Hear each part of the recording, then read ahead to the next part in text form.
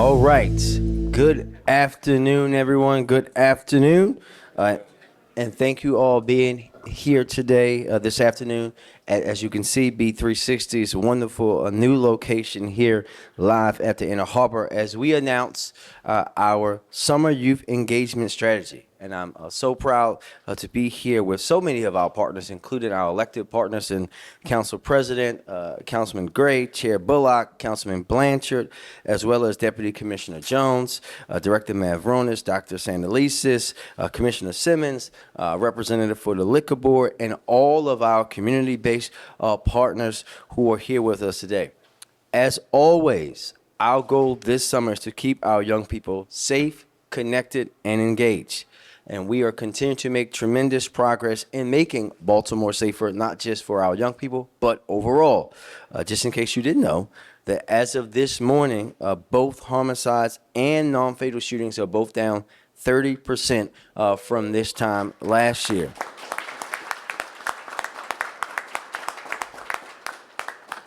And that, of course, is on top of the historic reductions that we made in 24 and 23. But despite that great progress, we are doubling down on our efforts. We have to continue to wrap our arms around the next generation, and that we know that this takes a village, and it truly does, which is why we're standing with partners from across city government, our community, violence intervention ecosystem, and much more.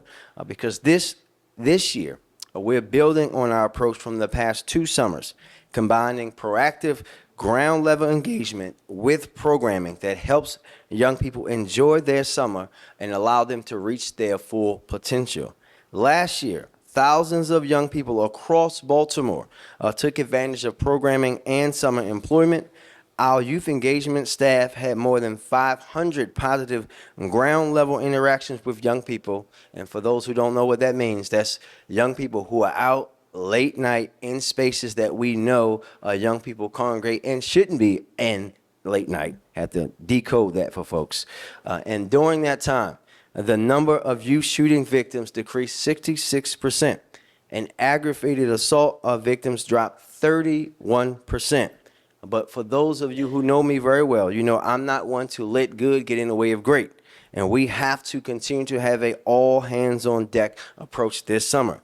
We have 8,500 young people signed up for YouthWorks this summer, and all 8,500 will be offered jobs and employment. We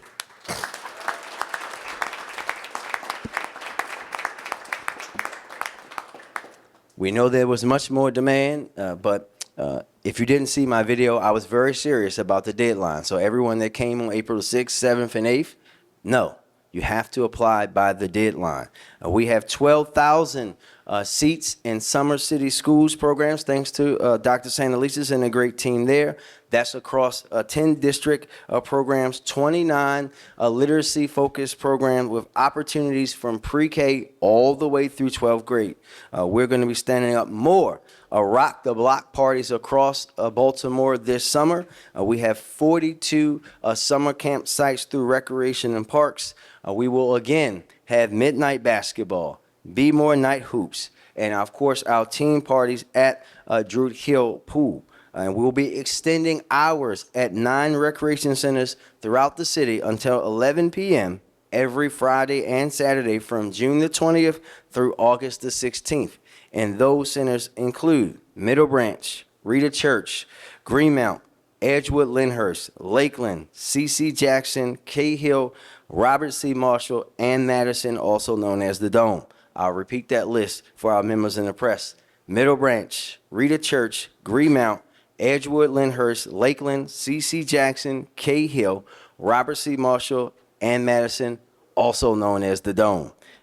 And we're activating this summer something I'm very excited about, our Rec on the Run mobile, which will take these recreation programs into neighborhoods with limited access or no access directly to recreational facilities until September the 12th. And we already got started. In case you didn't know, I heard Druid Hill Park was very live last Saturday, where we had 1,500 young people who came out for the Teen Fest on Easter weekend. And while in previous years we waited until Memorial Day to stand up our ground level engagement efforts, Monsi and the team are already mobilizing community partners, and Director Mavronis will go into more detail here. In the event that young people need a place to go, they will be provided a ride or a walk, depending on where they are, here to B360's new downtown location. I want to thank Brittany and her team for offering up that beautiful space. Thank you so much, Britt.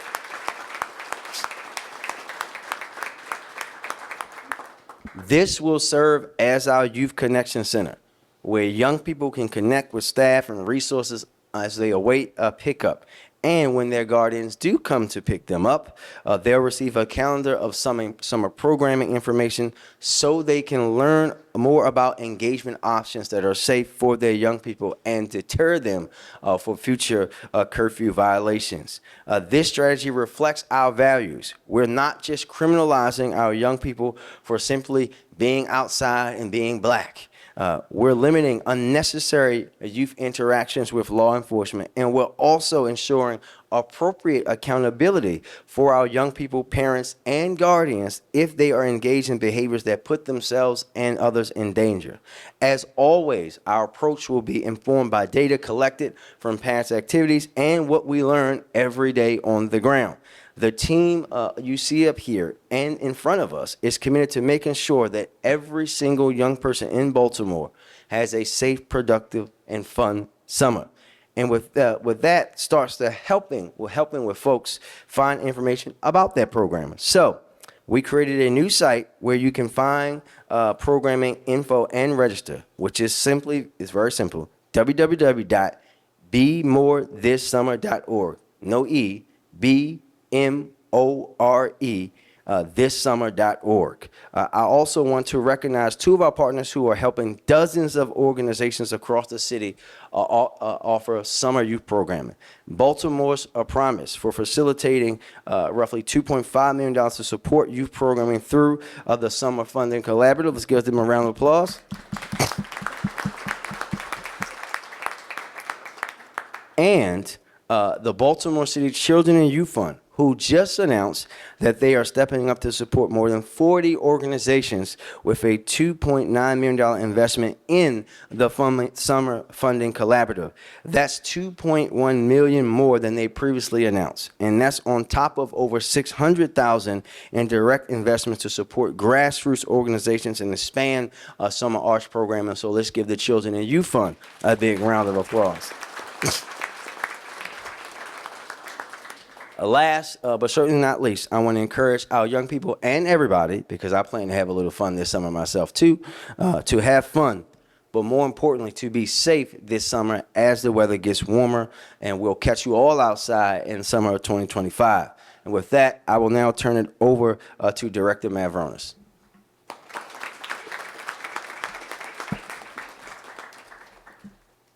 Thank you, Mayor Scott. As the mayor mentioned, our approach is designed to prioritize the safety of Baltimore's young people and direct connections to resources for youth and families over traditional curfew enforcement. Monsi, together with our partners at the Mayor's Office of African American Male Engagement, has partnered with a few organizations already who are doing ground level engagement. Those organizations include For My Kids, Redesigning Minds, the Movement Team, the Peace Team, and some of them are here in the room with us today. Just want to give them a round of applause for their work.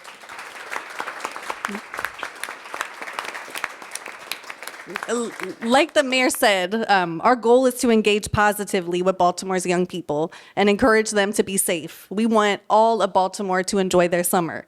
And now that we're in the warmer months, our teams are already out in areas where we know young people are likely to congregate and will continue to be active largely on Friday and Saturday evenings, as well as Sunday nights and holiday weekends, starting at 8 p.m. through the end of summer for a total of 25 weeks, nearly doubling the amount of time that we've activated in previous years. Staff are emphasizing relationship building with our young people, proactive engagement to de-escalate conflicts and prevent potential violence. We will have resources at the ready that are specifically tailored for our youth and their families, including summer programming opportunities, family services, life coaching, and other wraparound supports as necessary. Just last weekend, our teams had roughly 35 positive interactions with young people and documented 3 requests for resources, including employment and health services. At our Youth Connection Center here at B360, a team of city staff will work to reunite the young person with their parents or guardians so they can make it home safely and facilitate connections to any resources. We're going to track our engagements in real time with our young people so that we can continue to assess our strategy, conduct follow-up, and fine-tune our approach, and using lessons from our past activations to strengthen the work. That's included for us increasing our activation footprint, spring mobilization, and bringing on additional community partners to support our efforts. We know that unnecessary interactions with law enforcement do not make our young people safer, and this approach is about minimizing that contact while also making sure that we are positively engaging our young people using credible messengers and committed city staff. We're tapping into great organizations who want to see our youth thrive, leveraging credible messengers who can relate to our young people, and integrating this ground level safety engagement with all of the events and opportunities that you just heard the mayor mention. Thank you. And with that, I will turn it over to Baltimore City Council President Zeke Cohen.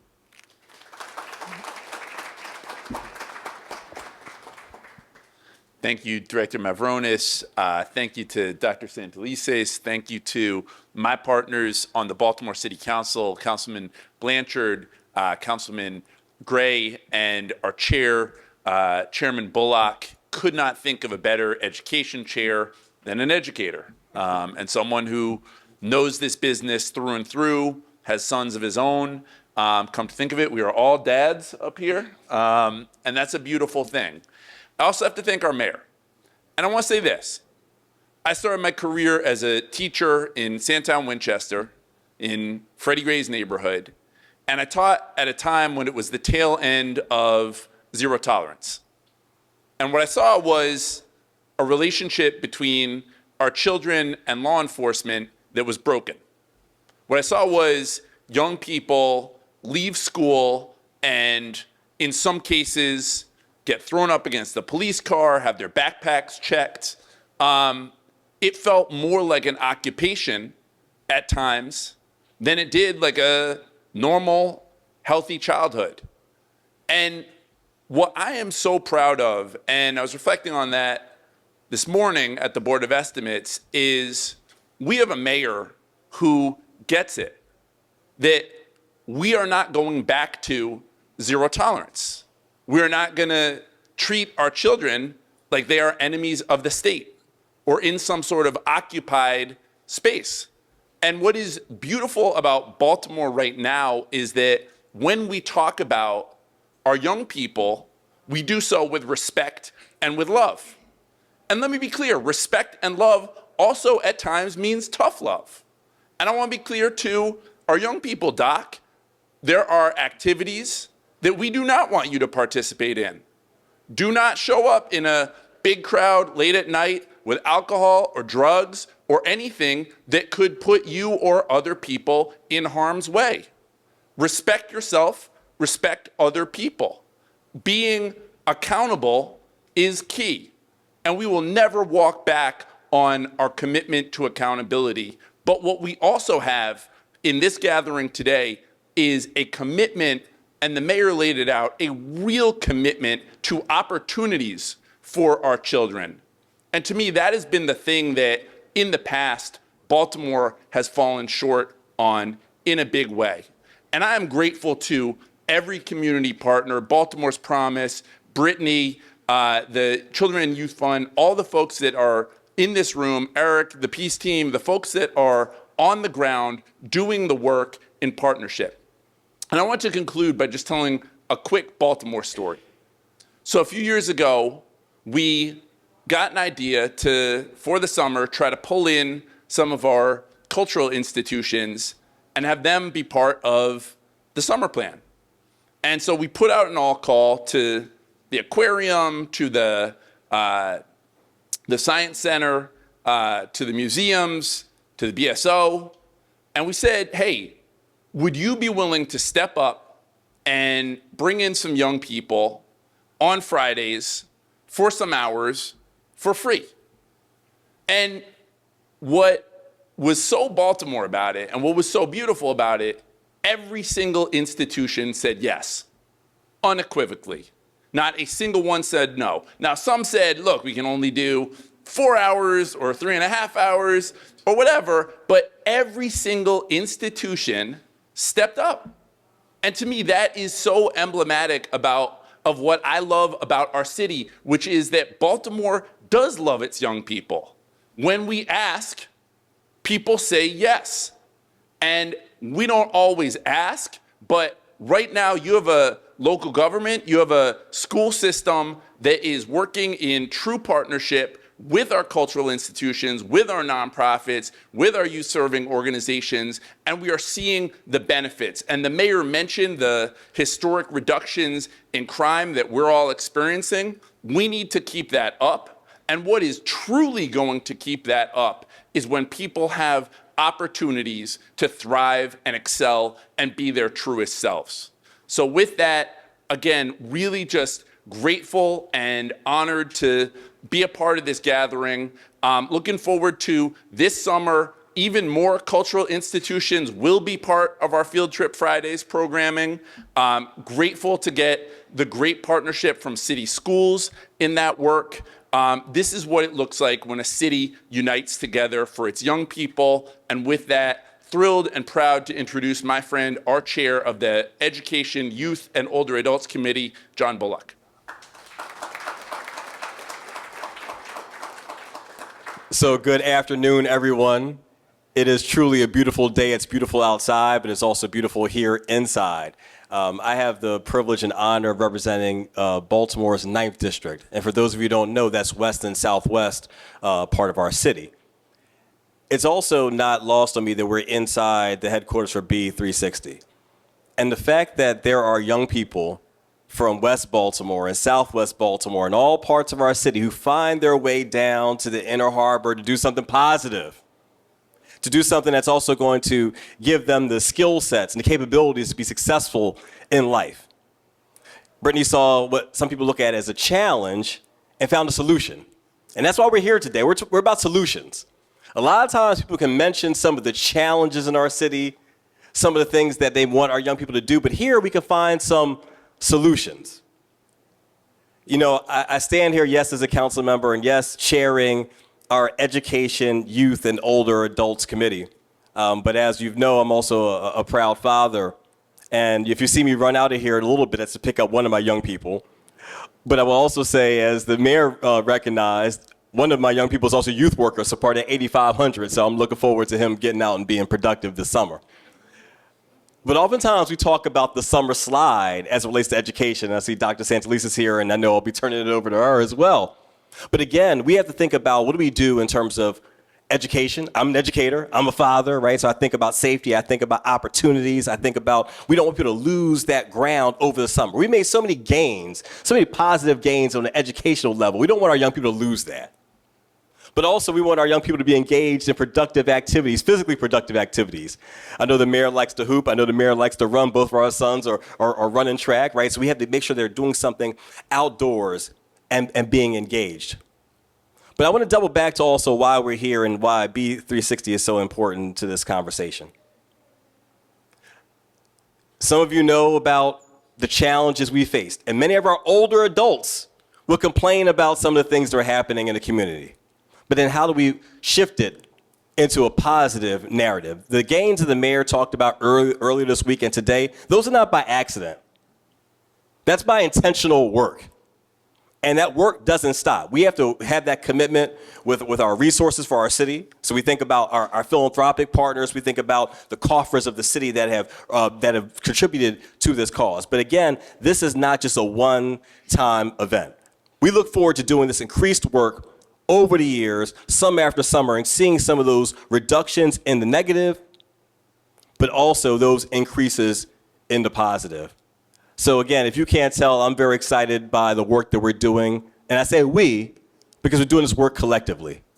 It's about our neighborhoods, it's about our families, it's about our institutions, it's about all of us doing this great collective work. So again, I thank everyone who's here, all the partners, the young people as well, because the young people is who it's really about.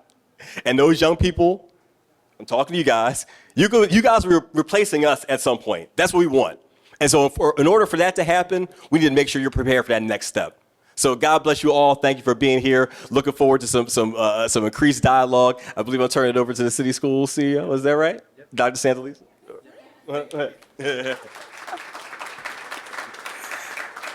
Thank you so much, Chair Bullock. It is great to be here. And I will just say that when I talk to systems leaders, school district leaders across the country, one of the distinctives about Baltimore is what we see right here. Other school superintendents are charged singularly to engage young people over the summer months, to make sure that they have activities. But Baltimore City is a national leader in what it means to come together across agencies, be it government and private partnerships, community leaders, as well as young people themselves. And I think it's important as we enter this summer to realize that we are pace setters here in Baltimore City, that we have shown that we as a city can wrap our arms around our young people. Baltimore City is proud to be part of this. I want you to know that even though I'm not a dad, I am a mom. And I too have a teenager at home who was making sure she heard you, Mayor. She was like, oh my God, the deadline's at midnight. And the mayor's already said he's not gonna count it if it's late. So she made sure she got her Youth Works in. We're proud that we have CTE programming over the summer. We heard our community that our young people want early exposure to jobs. And so this is our second year of offering summer CTE programming, as well as some of our favorites like Spanish Theater Camp, and some of the reading and Alvin Ailey programs that tend to be really popular. I think the bottom line is we are proud to partner with this city, and I can honestly say I am proud to be part of a city where you have the leadership that you see here working together on behalf of our young people. So thank you, and I will turn it back to the mayor. There you go. Thank you very much. As he said, Chairman Bullock has to depart.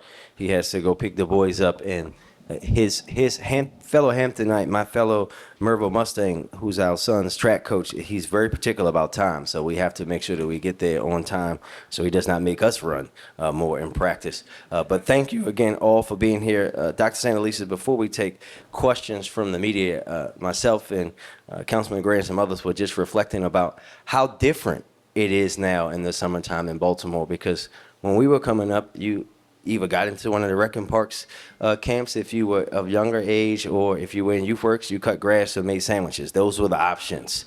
There was no dance, there was no theater, there was no CTE, and we just have to continue to grow that progress. So thank you, everyone, for being here. Oh, well, I'm just following instructions here. So now we'll hear from the most important people before we hear from the media. Sorry, you guys got to wait just a few more minutes. I don't know who's first. Who's first? Oh, Lyric, come on, Lyric. Come on.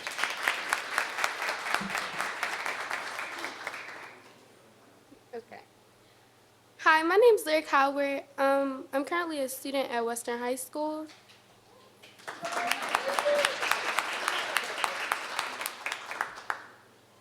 So, the events that the mayor has for us teenagers is very important to us because we know that we're able to go outside and enjoy ourselves while knowing that we're like still safe.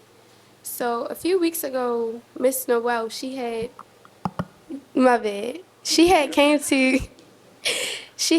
Western, and she basically pulled a few of us, and she was basically asking us a few questions about like what we wanted to like see this summer and the different activities that we were interested in. And after she had left, me and my peers, we had spoken to each other, and we basically felt like the mayor like was like caring about us teenagers and like actually like considering what we wanted to do instead of just like going based off what they expected teenagers to be interested in. And I really feel like that was very, very well appreciated for us teenagers, since we know that we're able to communicate with our government and all that.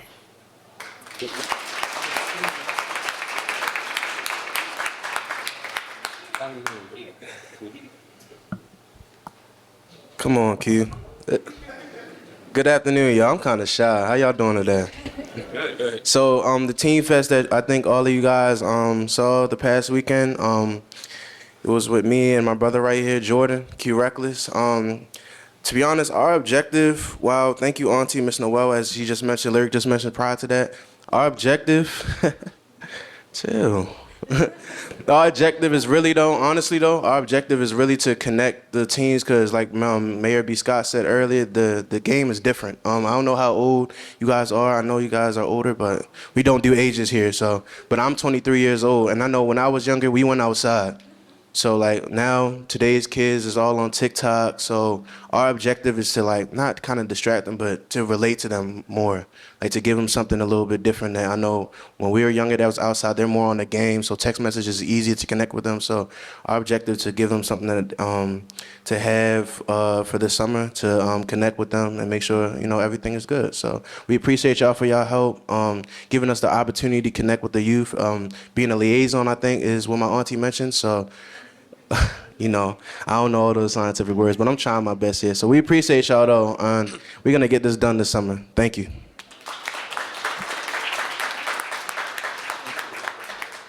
How y'all doing? My name is Jordan Carter. I'm 24 years old. I attended Randallstown High School. I'm an alumni. I did not go to Morgan State, but I wish I did.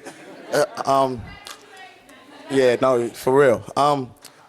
Me being in this for about 7 years, party promoting, seeing everything going to fruition, I was not picturing it being where I am today.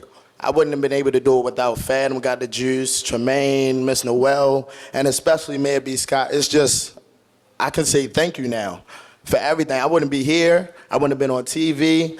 1,500 kids, no weapons, no robberies. That's different. That's a lot. I am a little nervous, I ain't gonna lie, but all right. Yeah, just me knowing, coming from my background, I ain't gonna say I really grew up with a hard life, because I was raised with a good backbone. I had a single mother, but yeah, that helps me adapt to the kids in the city. I went to a Catholic school, so seeing from me coming in the county and coming back to the city, showing love to them, wanting them to do not necessarily what I did, but get them on the right path. I'm 24. They get 15, 16, 17. I go up to them, take your ski mask off. They do it with no problem. I just appreciate y'all for everything. And that's it.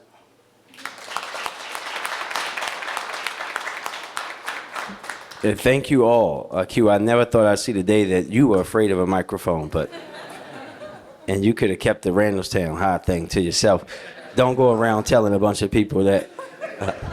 I wouldn't. I'm not getting in the Morgan Coppin thing. Not at all. But we'll move to questions. If you have a question, please come to the mic. The mic if you have an right there. on-topic question, please come to the mic. We'll start here. Hey, Kyrie Stewart, WBAL. What's up, That's Kyrie? what y'all know. Hey, I just have one question, Mayor. If you could just elaborate on the key things that make this plan different from last year, just in a nutshell, and how it will build upon last year's plan. Well, it's about expanding, right? You heard us talking about having more of the block parties. We're earlier in the year than we were last year. We didn't wait until Memorial Day. You heard we were out there on Easter weekend because culturally in Baltimore, Easter weekend is when people come outside, so to speak, and they stay outside until it gets cold. And I think we have to adapt to that. But it's also about evolving on the ground, taking the lessons that we learned, right? We moved the Youth Connection Center to here because we wanted to be more central and also have a value, a partner like B360. It's about building on that success and allowing us to create more spaces for our young people to enjoy themselves safely. What's up, Alexa? Hi, how are you? I'm good. We know there are some juveniles who are still falling through the cracks. We have the And adults. We have the 16-year-old who was shot in the arm not long ago here on the promenade. We have some situations of mayhem with the fireworks at the Safeway and the Target, the 7-Eleven worker who was assaulted. Is this plan enough to target those juveniles who are falling through the cracks? And what would be your message to those who are concerned it's not? So first and foremost, this plan, it doesn't sit along itself, right?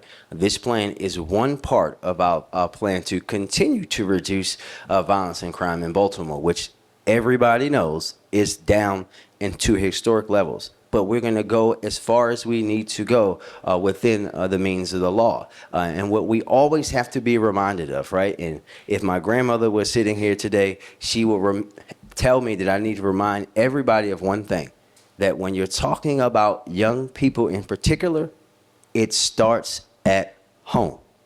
First and foremost, when you're talking about young people falling through the cracks or young people that we see consistently, we, whether it's myself, the police department, and others, are going to continue to do what we have to do. When we catch them doing wrong things, we will arrest them just like we do an adult. When an adult goes out and does, if an adult shoots somebody, we arrest them. If a young person does that, we arrest them. And we will work with our partners, as you very well know, Alexa, with our partners in the state to see what needs to happen after that. We control what we control, and we continue to see the things with our young people reduce, but we're not going to stop, just like we're not going to stop with adults until there is none. We're going to continue to do that work because we know it's tough, but we're not going to simply allow anyone to just paint every young person in Baltimore as this violent thing. Because, for example, there are 70,000 young people in Baltimore City schools. And we're not going to allow anybody, the media or anybody, to let one young person who does one bad thing outshine the 999,000 of the others who are doing great things every day. And we have to, as a community, get out of that. Those are the exception. The rule for our young people are that they are living positive lives and want to be the best version of themselves. And what we all should do is highlight those young people who are doing great things, who are doing the better thing just as much. In fact, much more than we highlight the negative every single day. We're going to have graduations.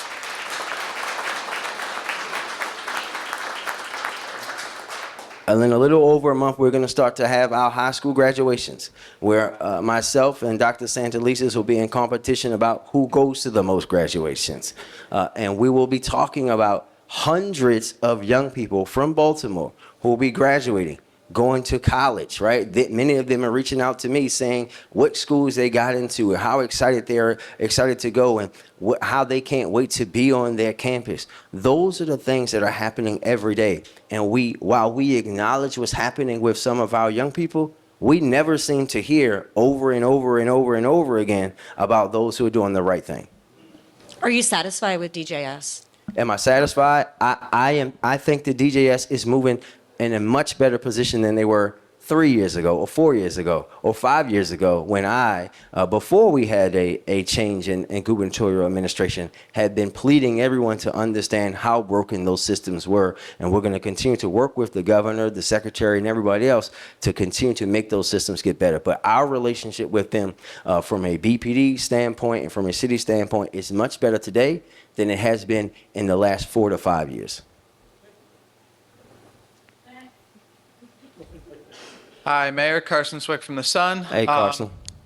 Talking about the one fair wage bill that would phase out the tip credit for servers in the city.